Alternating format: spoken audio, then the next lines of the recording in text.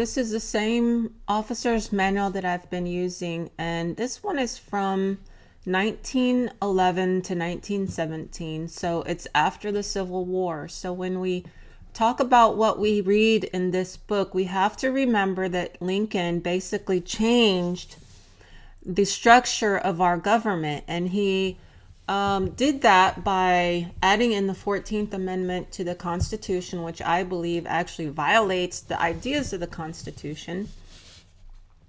And that is that he made federal citizens also state citizens, where the body of the Constitution, the original content, states that the citizens of the United States, which are the citizens of the federal people, are also not inhabitants of the state. So the only people that can go to the seat of government or be on the federal lands are the ones who go into a court, the court of record in the district court, and apply to become a federal citizen called a citizen of the United States. And we'll see here that the United States are the federal lands. And the federal lands are used for the purpose of welfare, general welfare, and defense of the entire nation or country, which is America. So here it talks about military reservations. The Congress shall have power to exercise exclusive legislation, which is those things in Article 1, Section 8, the clauses in Article 1, Section 8, such as 1 through 18, where it says the tax, the impose, excise, and then it goes all the way down to the necessary buildings clause. So they can do all these things on the federal lands. Now, if you sign a contract, the contract should state what can be done and what cannot be done. So in the Constitution, which is a type of contract, it's saying that, or even a trust, it's saying that it's going to do these things and these things only on the federal lands. Okay, so the Congress shall have power to exercise exclusive legislation in all cases whatsoever over such districts, such as the seat of government, as may, by cession of particular states and the acceptance of Congress, become the seat of government of the United States. So the states had to cede the land to the federal government so the federal government could do federal things on that land. The District of Columbia is the seat of government. That's in Article 1, Section 8, Clause 17. So all this that it just said is basically what it says in Article 1, Section 8, Clause 17. And to exercise like authority over all places purchased by the consent of the legislature of the state in which the same shall be for the erection of forts, magazines, arsenals, dockyards. So Article 1, Section 8, Clause 17 of the Constitution. It doesn't mention Clause 17 here because the clauses are not actually in the Constitution. Those were just added later as a way of being able to find things more quickly. So Article 1, Section 8. The entire Article 1, Section 8 section of the Constitution applies to the federal lands, okay? It applies to the seat of government, and it applies to the federal people at the seat of government, and it applies to the places purchased. So after the seat of government is created, the seat of government purchases land from the states with the consent of the legislator of the state. Now, let's look at what I got a constitution here, and I got this one from OLRC, the Office of the Law Revision Council, which is the most accurate that I've been able to find so far in every way, including punctuation and uppercase, lowercase. So Section 8. So keep in mind, they're talking about all the things in Article 1, Section 8 that they will do on the federal lands. So when a state joins the union, the federal government is saying, these are the things we're going to do on the lands that you send to us, that you sell to us, that we purchase from you. So the federal government is going to purchase lands from the state, inside the state, and it has to cede the jurisdiction to do the military things on those lands. And what are the military things they're going to do? The Congress shall have power. Congress is at the seat of government. The seat of government in the United States, the first part of this. Lay and collect taxes. Okay, where? At the seat of government and places purchased. The military posts. The forts. Duties. Imposts. And excise. There's nothing in here, and not in the entire Article 1, Section 8, that says they're going to do anything to private people off federal lands in their private capacity or their private property, except, I believe it talks about calling the militia or organizing the militia. The militia is made up of private people off federal lands. Okay, so Article 1, Section 8. A lot of times when you see Congress writing laws, they'll cite Article 1, Section 8. And the reason why they do that is because they have to give the constitutional right to do a thing. But people forget that the constitutional right to do a thing includes only doing it on federal lands. It says it right there in Article 1, Section 8. And people want to take the clauses and say, well, this clause applies here and that clause up. No, it's one sentence long. Article 1, Section 8 has no periods in it until you get to the very end after 18, Clause 18. So there's really no clauses in this section. It's just a long sentence saying this is what we're going to do and this is where we're going to do it. So how does it work? Because the state had control to a great extent over what was going to be done on its lands, but the Constitution was to say, this is what we're going to do on the lands that you sell to us. So if Rockefeller, who did sell lands or gift lands to the federal government, he also had to give up the right for them to do certain things on those lands. Or he could give up the land for them only to do one thing, like medical experiments. Okay, and I think in Maryland, he did give up some lands, and you can go to OLRC and search Rockefeller's name, and you'll see in the results where he gave federal lands to the federal government somewhere in Maryland. I don't remember exactly where. I think it was in Maryland or Maine. I think it was in Maryland though. Okay, to pay debts, provide for the common defense and general welfare of the United States, but all duties, imposts, and excises shall be uniform throughout the United States. When it says throughout the United States, it's talking about the seat of government and the places purchased, which are the military forts. To borrow money on the credit of the United States is the federal government. To borrow money on its own credit. To regulate commerce with foreign nations and among the several states and with the Indian tribes. To establish a uniform rule of naturalization and uniform laws of the subject of bankruptcies throughout the United States. Throughout the United States are the federal lands and the seat of government. To coin money, regulate the value thereof and of foreign coin, and to fix standard of weights and measures. So it's saying that it's going to use on the federal land gold and silver as its money, right? To coin money, regulate the value thereof, blah, blah, blah. Actually, it doesn't say gold and silver. It says to coin money, regulate the value thereof, because they did use military script. Okay, they used military script, but it was backed by gold and silver. To provide for the punishment of, okay, so money, it's arguable that money is gold and silver and only can be gold and silver because debt notes are not considered money. It's called currency. And debt notes are by contract, and contract is tender, and the paper currency they use is legal tender. I have an actual gold paper. It's not paper. It's a piece of metal, but it's like paper almost. It's flexible. It bends. It's a little bit more rigid than paper. You can't really fold it. But it says on it, not legal tender. So it's not fake paper. That's what legal tender means. It's not fake paper. So when it says to coin money, it must be talking about gold and silver because legal tender is paper and is currency and is contract and is fiction. because it's man's law. Okay, so we can talk more about that in another video.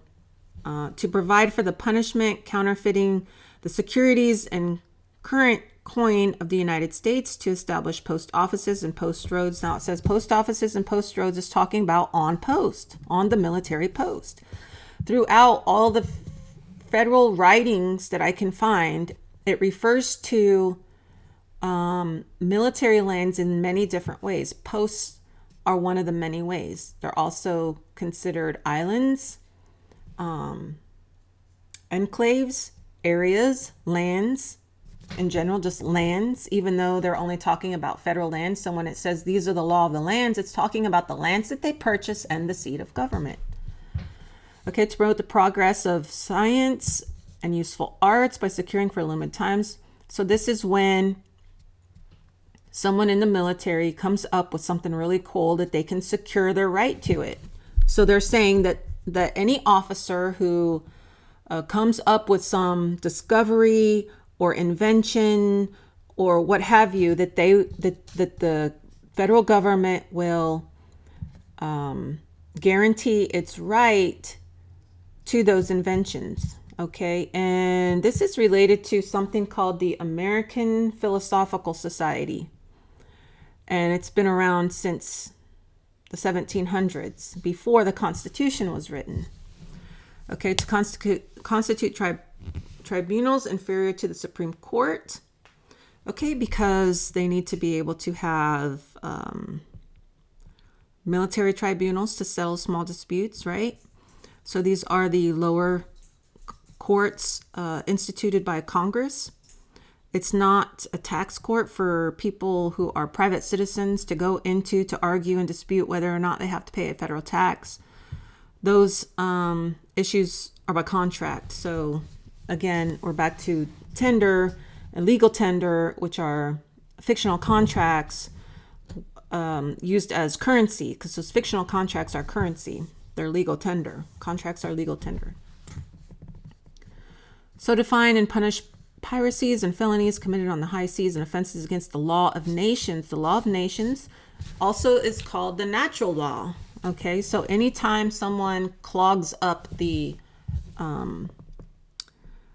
trade routes, the law of nation, that's an act of war, and then the government is saying, the federal government is saying that they can enact its right to consider that an act of war and to defend themselves by the law of nations, the things written in the law of nations, the natural law.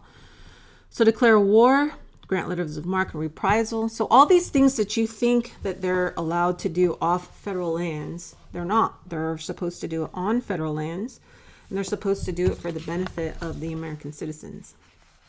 So I'm hoping that by now a lot of people are really understanding what I'm going through. And there's been some really, really, really difficult, strong walls in people's minds to break down. But it seems like they're really starting to come around on this stuff. So I don't want to be a dead horse on that.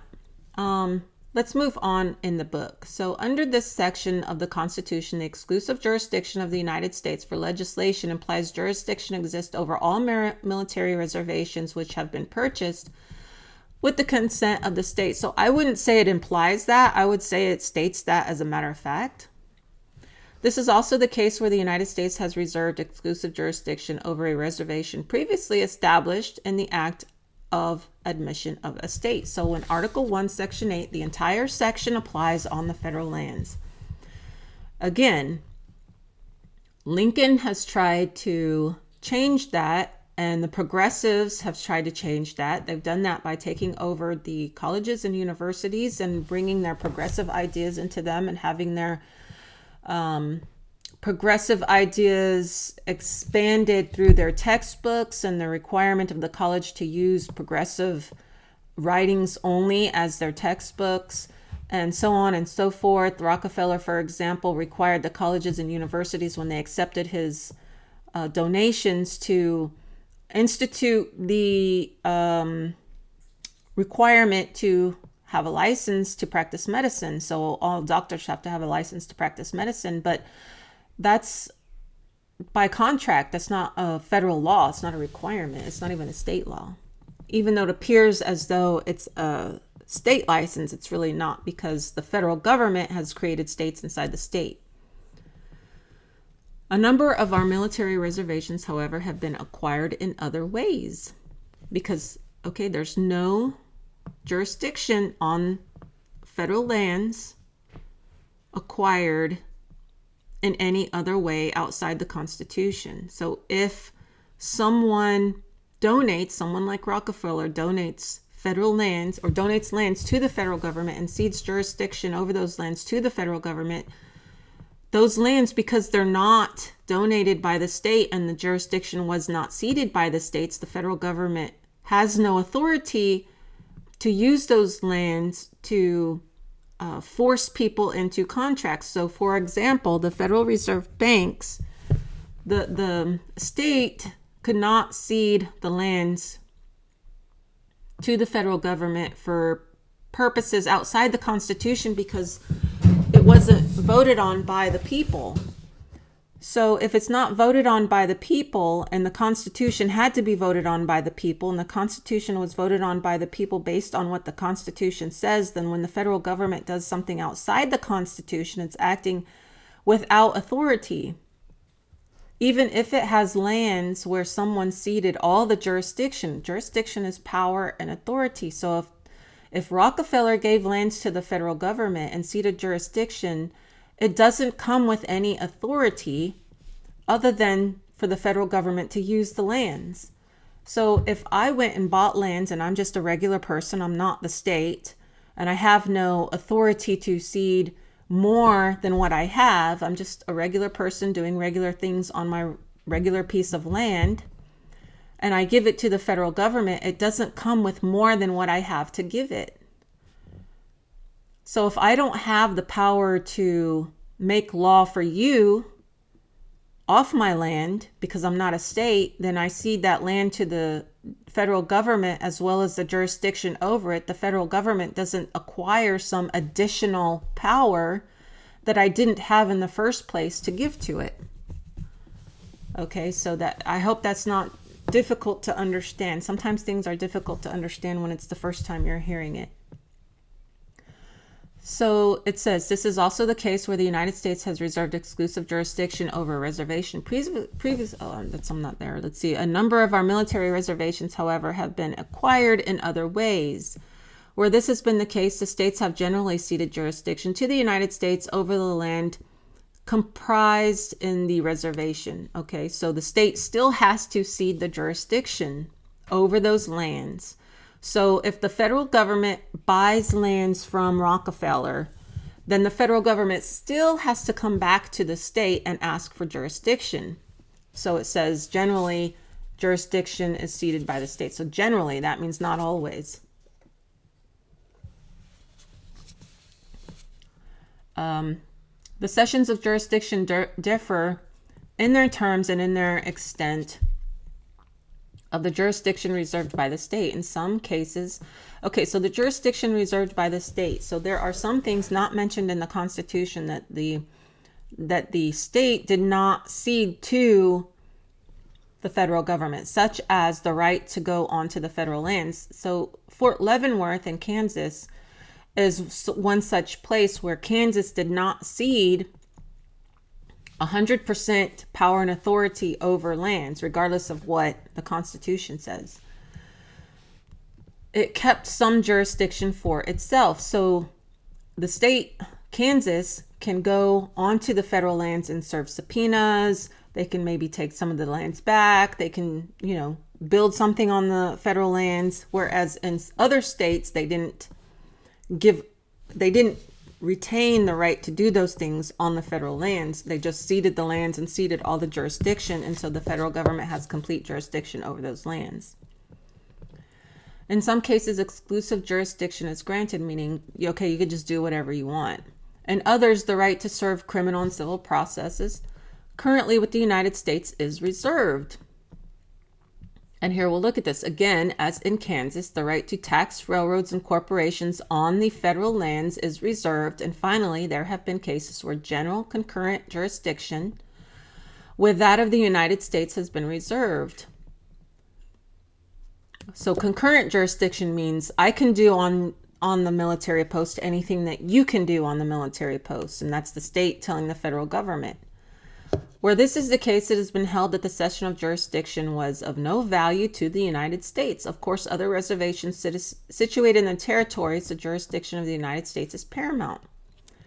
Where an officer is in command of a military reservation, he should familiarize himself with the circumstances under which the reservation was established and with the jurisdiction, if any, reserved to a state.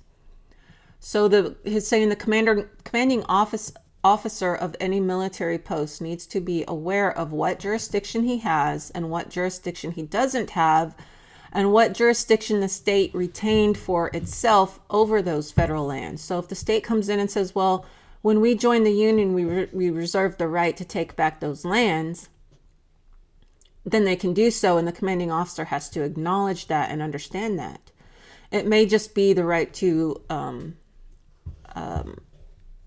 serve process, meaning if a military person comes off the federal lands and commits a crime, robs a store, gets into an accident, whatever, and runs back onto the federal lands, the state, if it has reserved the right to serve process, can send its police officers onto the military reservation to find that person to serve them.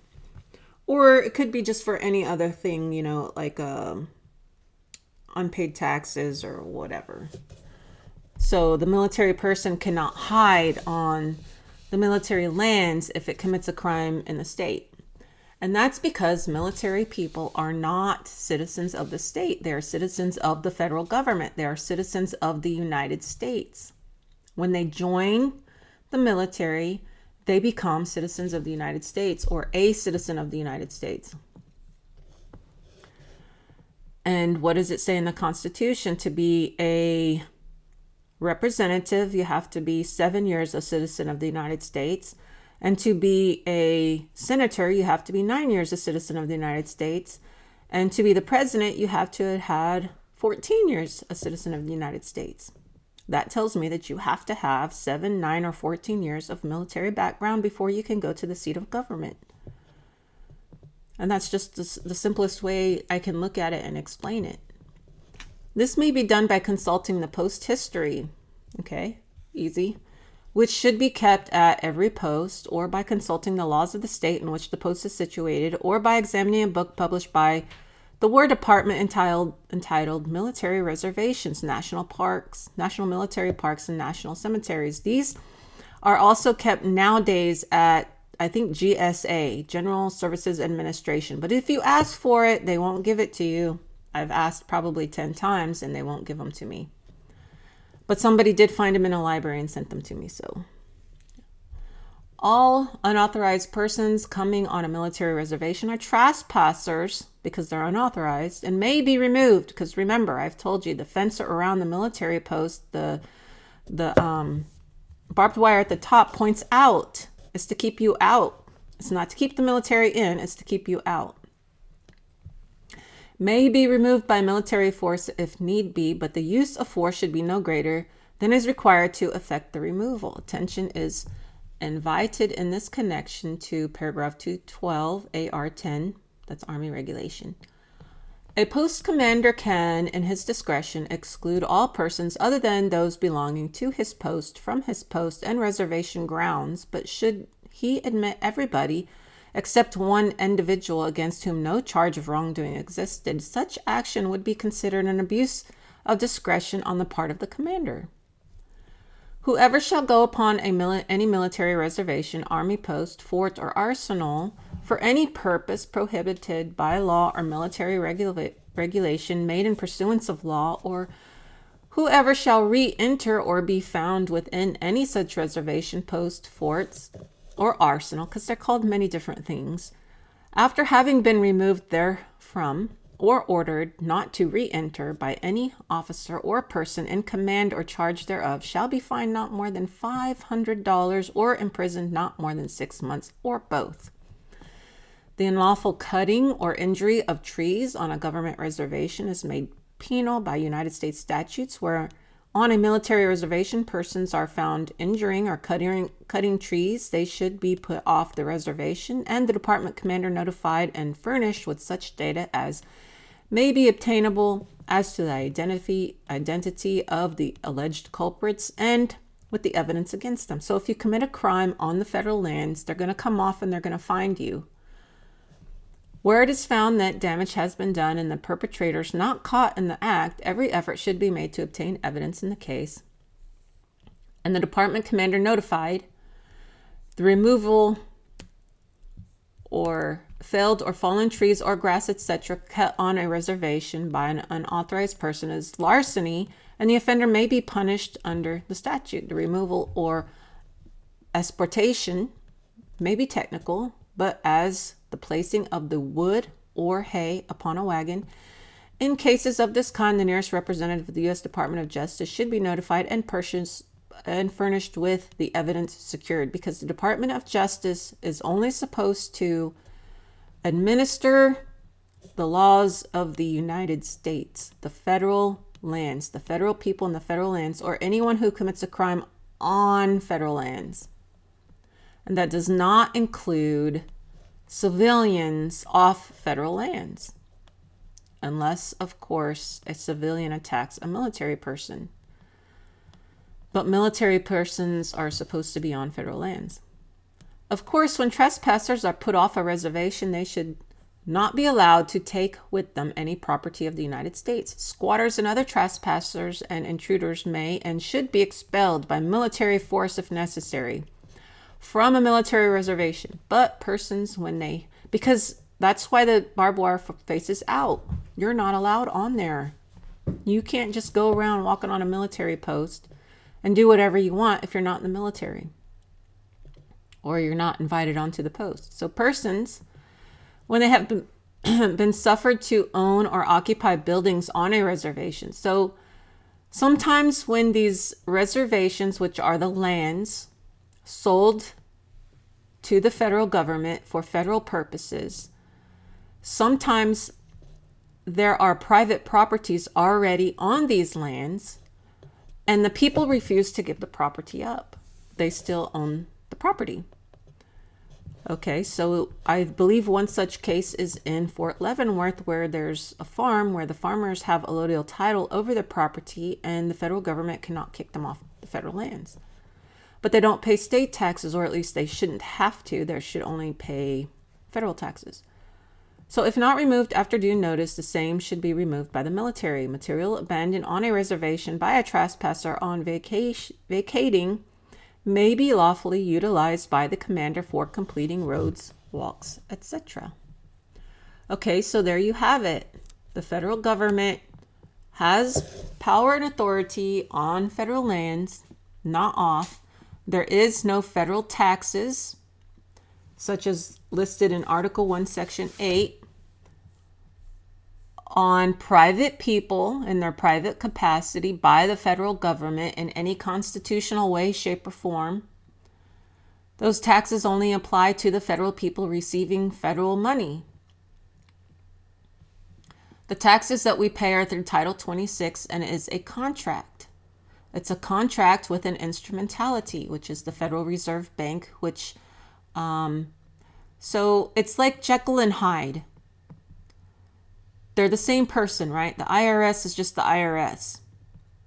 But the IRS can take constitutional taxes from constitutional employees or military people, right? Receiving constitutional pay for constitutional work on federal lands.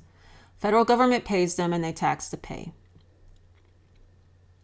Right? Okay, so when you are a private person, they don't have a right to tax your income or your money or anything else because you are a private person, not on federal lands, not receiving federal pay. But the way they do it is to use Title 26, and they get you to sign the papers, and they charge you a tax because you agreed and you signed the papers, but you signed the papers because you thought you had to, which was really just a contract, and contracts are called tender.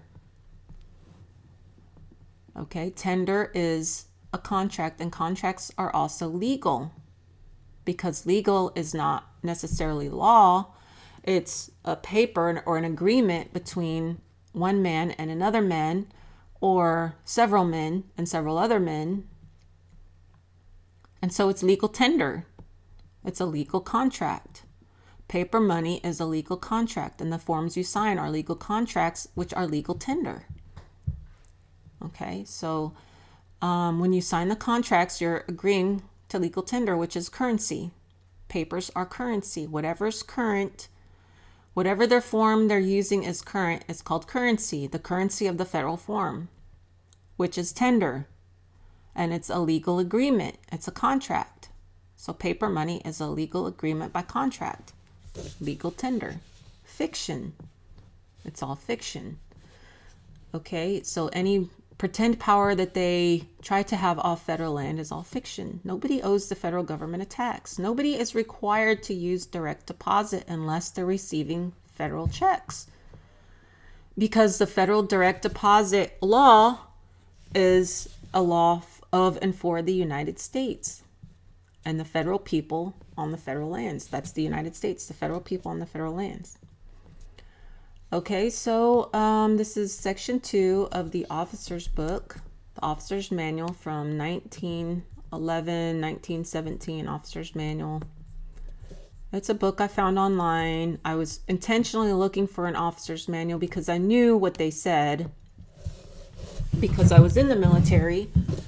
And we participated in a lot of drills, and doing those drills, we had to get involved with a variety of jurisdictions. So I was learning jurisdictions, and then when I left civil service, and I left the military long before that, I was able to learn a lot of this stuff in more depth and detail. Okay, so I gotta go. You guys take care, like, share, subscribe, talk about this with your friends, family, strangers, and I'll see you in the next video.